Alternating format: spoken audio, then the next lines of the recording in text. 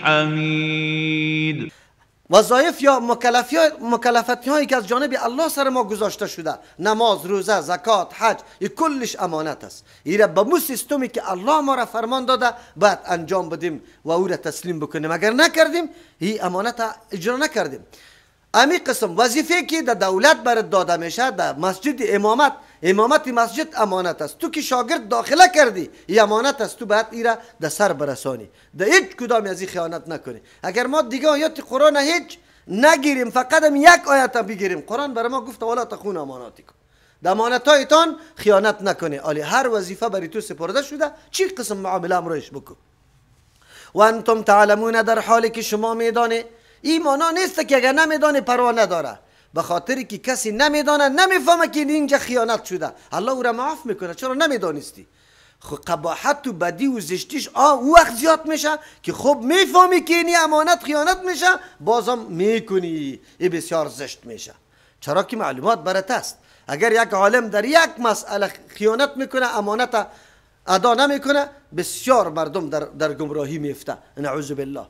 چرا؟ به خاطری که امانت خیانت کردی. خب میفهمی که مفسدی از این چقدر بزرگ است. الله متعال میگه اینطور نکنی. واعلم انما اموالکم و اولادکم فتنه. چه وقت انسان راه انحراف در پیش میگیره و در امانت ها خیانت میکنه؟ بله، عوامل و اسباب متنوع داره. گاهی اوقات مانع عملی کردن احکام الله، مانع ادا کردن امانت ها محبت مال و محبت اولاد میشه. از این خاطر الله میفرمه بدانه یقینا که مالای شما و اولاد شما فتنتون، این ذریعه امتحان است. فتنه بسیار معانی داره. فتنه به معنای عذاب، فتنه به معنای امتحان، فتنه به معنای اسباب و وسایل عذاب، فتنه به معنای محبت، مطلق گناه، خیانت، کلگی را شامل میشه. اینجا ما مراد از پیشش ذریعه امتحان قرار میدیم. ابو لبابه رضی الله عنه، صحابی که بسیار جلیل قدر صحابی است، اولادش در بنی قریظه است. در مدینه منوره دو طایفه بزرگ یهود آباد بودند، بنو نذیر و بنو قریظه، که سالا در بینشان جنگام بود. بنو قریظه کمی ضعیف بود، بنو نذیر قوی بود. اگر کدام بنو قریظه بنو نذیر قتل میکرد، بنو نذیر میخست 2 تا از واره، 3 تا از واره، غلام از واره قتل میکرد، اصیل از واره قتل میکرد. و رفتن پیغمبر صلی الله علیه وسلم یک راحت بزرگ به این طایفه ها حاصل شد. امن آمد. بنو قریظه هم حلیف پیغمبر علیه السلام بود، اما خیانت کردند. پیغمبر علیه السلام رفت، دید که یا دیگه ماری آستین است بر ما، یا باید ورداشته شود. رفت 21 روز قلعه بنی قریظه را محاصره کردند. یک قلعه محکم داشتن که هر چی میکردن صحابه اونجا داخل شده نمیتونستن. آخر امی بنی قریظه آماده به این شدن که ما صلح میکنیم، لیکن گفتن که برای ما ابو لبابه را روان کو. پیغمبر علیه السلام گفت چرا؟ ابو لبابه رضی الله عنه اونجا خانوادهش بود، عیالش در اونجا بود.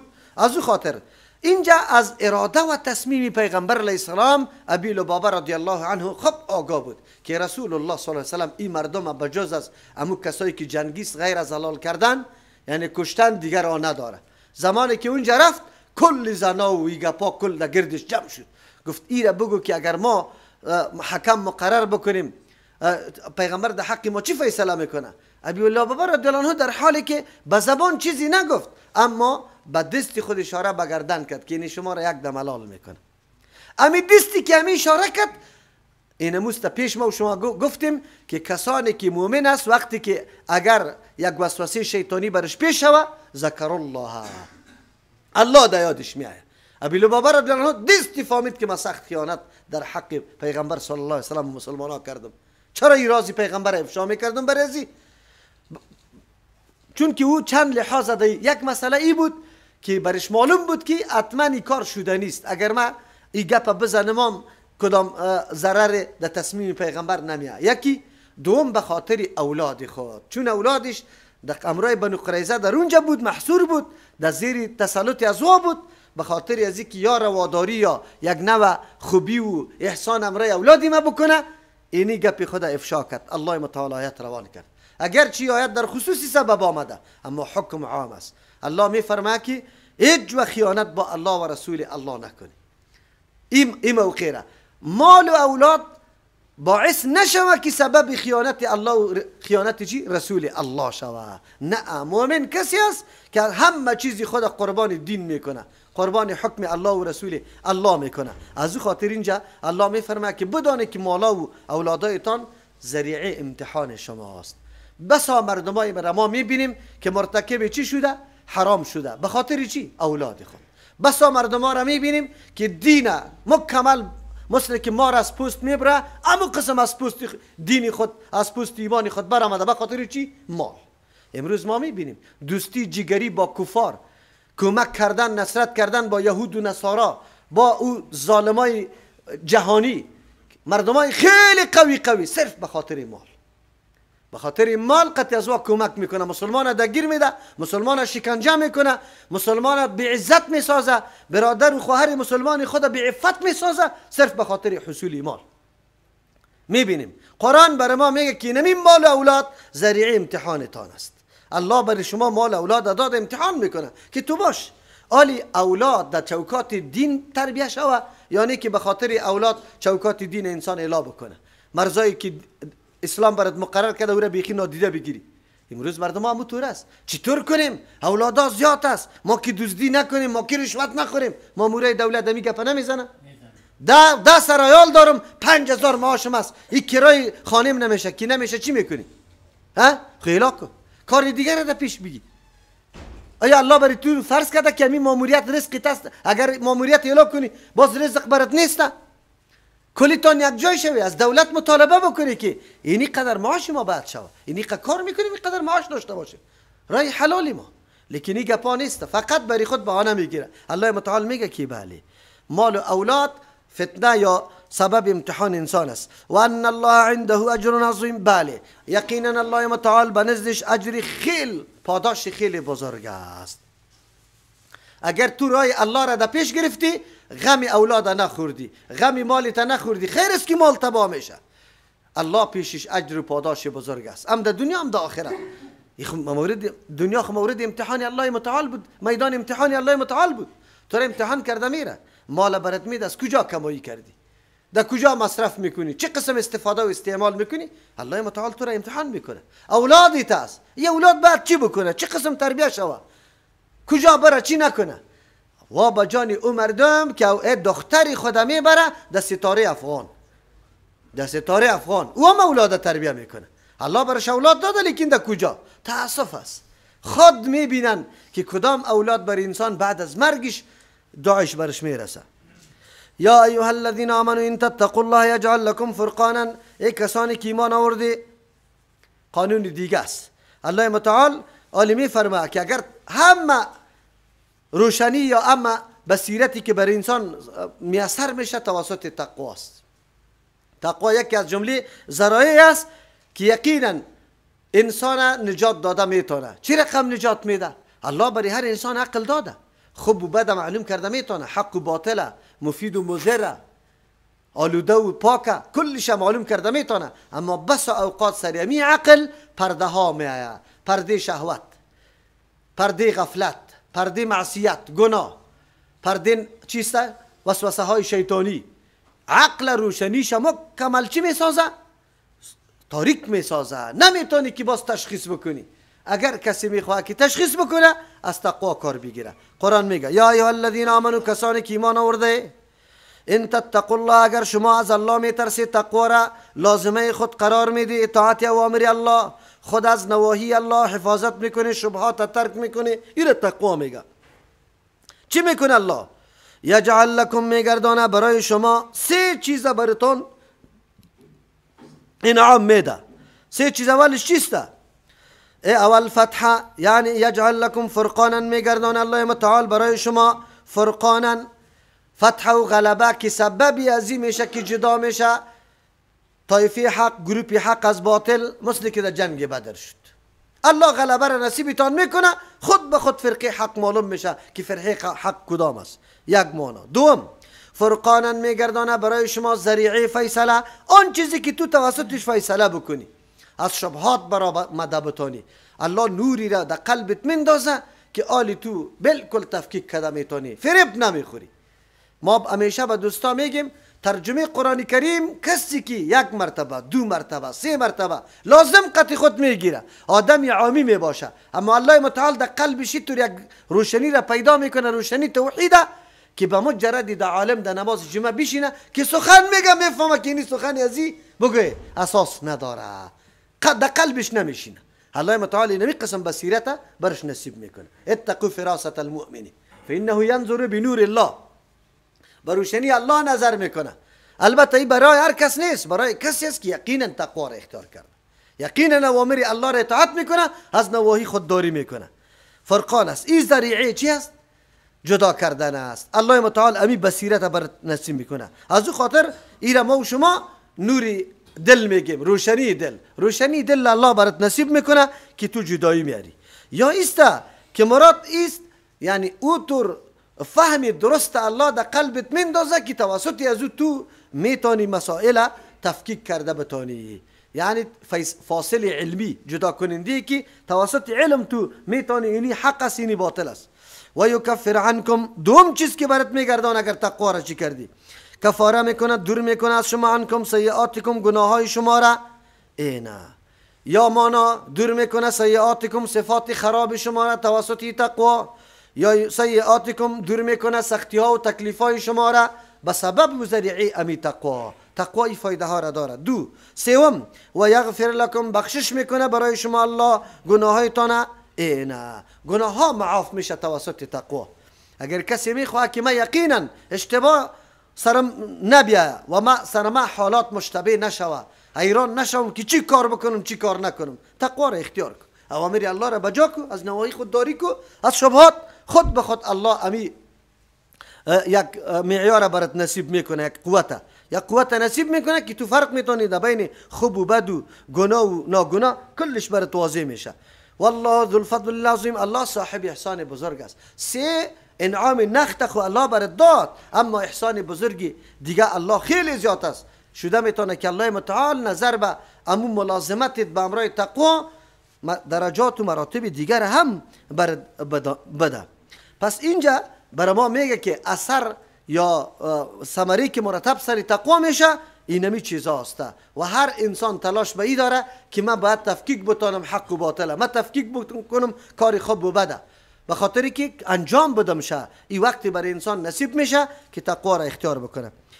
و اذ یمکر بک الذین کفروا، در آن وقتی که سازشا میکردن، پلانا میسنجیدن در مقابل توی پیامبر علیه السلام، الذین کفروا، کسانی که کافر بودن، لیثبتوک، که تو را بندی کنه، قید بسازه، او یقتلوک، یا تو را قتل کنه، او یخرجوک، یا تو را بکشه، و یمکرون، یام سازشا و پلانای خدا میکردن، و یمکر الله، الله تدابیر میگرفت برای حفاظت تو، والله خیر الماکرین، الله بهترین تدبیر کننده است.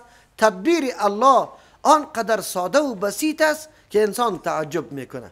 اشاره به واقعه هجرت پیغمبر صلی الله علیه و سلم است. این در حقیقت نعمت بزرگ است. پیغمبر علیه السلام میفرمه الله که پیغمبر شکرگزاری نعمت مرا زیاد بکو، سری تو زیاد نعمت شده.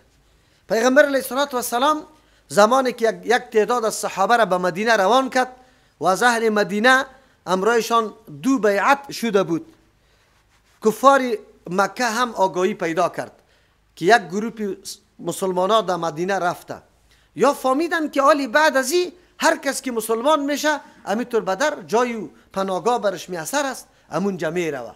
شده میتونه یک روز لشکری از یا قوت پیدا بکنه و باز سر ما حمله بکنه و ما دیگه عاجز باشیم از مقابلش. قبل از اینکه گپ در این نتیجه برسه ما باید از امیال اقدام بکنیم، نعوذ بالله چاره پیغمبر علیه السلام به هر نوع که میشه بکنیم. در دار الندوه، خانه که در اونجا مجالس خدا می گرفتن، جمع شدن. در او جمع شدن بسیار کلانای قریش بود و کلان مردم ها بود. در او جمله شیطانی خبیث ایام آمد، ابلیس، یک شخص معمر، ریش سفیدی، خب کلان تنومند آمد، خدا معرفی کرد ما از نجد آمده و خبر شدیم که شما یک تصمیم گرفته به خاطر چی؟ یک دانه سرطانی که پیدا شده تیر از بین ببریم. ما آمدیم که در مشوره و مجلس همراه شما شریک شویم. یا بسیار خوش شدن، کلگی جمع شده بود. مشوره شروع شد. هر کس چی رأی خود میداد. ابو جهل بود، نضر ابن حارث بود، امیه بود، عتبه ابن ابی شیبه بود، ابو سفیان بود، در وقت مسلمان نشده بود، ابو البختری و ابو الاسود و یا کلشون در این مجموعه بود. مردمای کلان کلان. مشوره ها شروع شد. ابو البختری یکی از جمله همین کافرا بود. او مشوره داد. اول دست او بالا کرد، گفت من مشوره میدم. چی مشوره میدی؟ گفت ما ای را میگیریم دمی اتاق خانش مکمل بسته میکنیم شد، دست تو پایشه میگذاریم شمیجه. هر کس کی طرف ازی بیاید نمیمانیم که بیاید. یک چند روزی نمیتونه زنده میمونه، خود به خود میمونه. آلی سر ما کسی، ما گفتیم که کسی بسته کرده شد دیگه، خود مرده، خلاص آرام میشیم. وقتی که گپی خود خلاص کرد ابلیس لعین بالا شد گفت بد مشوره دادی، این مشوره درست نیست.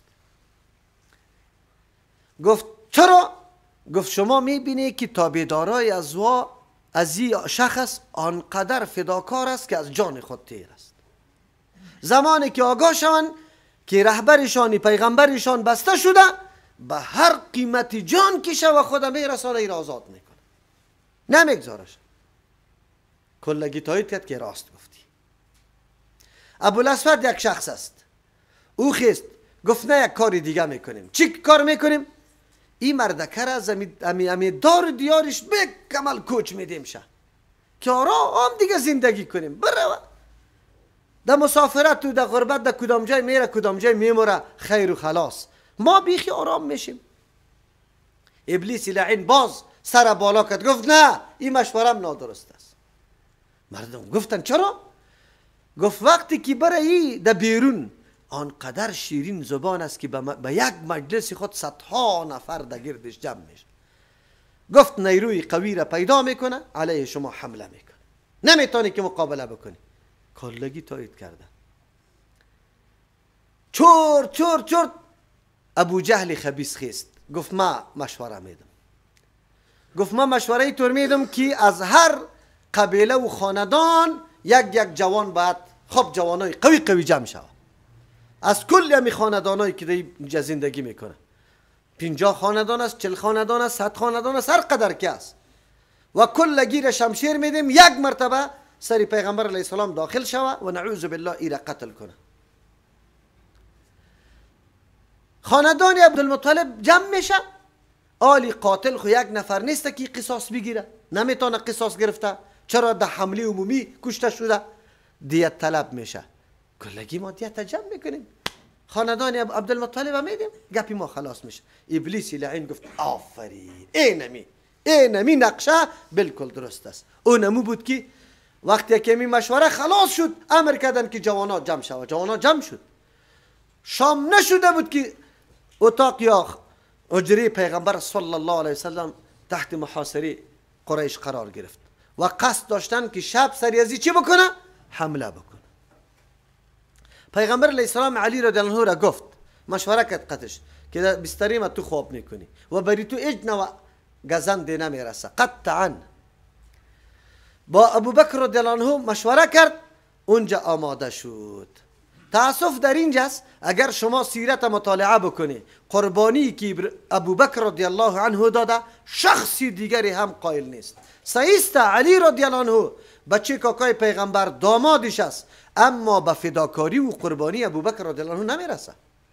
یک کسی که پیغمبر را در پناه بده، پیغمبر را اکمال کنه، پیغمبر با برکت خود با پیغمبر تا آخرین مرحله را نزدیک باشه. شما چی تصور داشتی که اگر پیغمبر به امر ابوبکر رضی الله عنه یا گیر میکردن، محاصره میکردن، در دستشان میآمد، اولین کسی که کشته میشد کی بود؟ ابوبکر رضی الله عنه. اگر این معامله بر ازوای افشا میشد، اولین خانه که در داده میشد کی بود؟ نه تنها ابوبکر بلکه کل عیالش. شطور از ابوبکر رضی الله عنه است. خدمت از نان بردن غلام چوپان ابوبکر میکنه. اول شب بچه ابوبکر رضی الله عنه محمد میبره کل قضایای منطقه را، مثل که یک مجاهد قوی را کسی در کابل جا بده، یکی طور است که در یک جای مجاهد زندگی کرده، یک نفر دیگه در جای از او خواب بکنه. حکومت بیا محاصره کنه ببره یک نفره او را بندی میکنه چند روز قسم میخوره این خوب او نیسته او مجاهد نیست صحیح است این مردکه را پس آخرش چی میکنه اعلام میکنه چرا جرمش است که در بسترش خواب شده اگر نیکی کدام خانه ای که مجاهد نگاه کرده جای داده از پیش دفاع میکنه و ناگهان حکومت بروه امو مردکه را گیر کنه خانواده را چی حال میسازه امروز هم امی گپ مکمل تفاوت داره نفری که در بستری کسی خواب است و نفری که جا داده تاسف است که امروز از این حقیقتا چشم پنهان بکو از این حقیقتا چشم پنهان بکو و بعد از او سری ابوبکر رضی الله عنه نامش غاصب بان که غصب کرده خلافته و نامش جبت بان جبت طاغوت ابوبکر عمر جبت طاغوت میگه و دخترش هم زناکار بگو نعوذ بالله اینطور فرقه را اینی مسلمانی تو دختری خدا برش میده به میتور آدم تو در روز قیامت پیش الله رفته نیستی معیار پیش تو چی بود مردم میگه ما والا خیلی دین دوست هستم خیلی پیغمبر دوست دارم بالله قسم دوست نداری تو میخوای اختلاط با اون مردمی پیدا بکنی که عقیدت خراب شود عقیدت طفلت خراب شود عقیدت دخترت خراب شود دخترت به می حال باقی میمونه یا او هم عقیده را پیدا میکنه کدامش میکنه تو پدر و مادر باز دعوا داری که در جنت میری دخترت و اولادش و نبیرش که همینطور آمده رویست کلش دمو عقیده باطل و گمراست تو اصلی سرچشمت توستی انشاءالله در جهنم همینطور عذاب برات داده میشه تو خبر داری نه این ملاهایی که در تلویزیون ها این فتوا میده این ملا نیست این منزلت تو مقام ابوبکر رضی الله عنه نمیشناسه اگر میشناخت این طوری فتوا را قطعا نمیده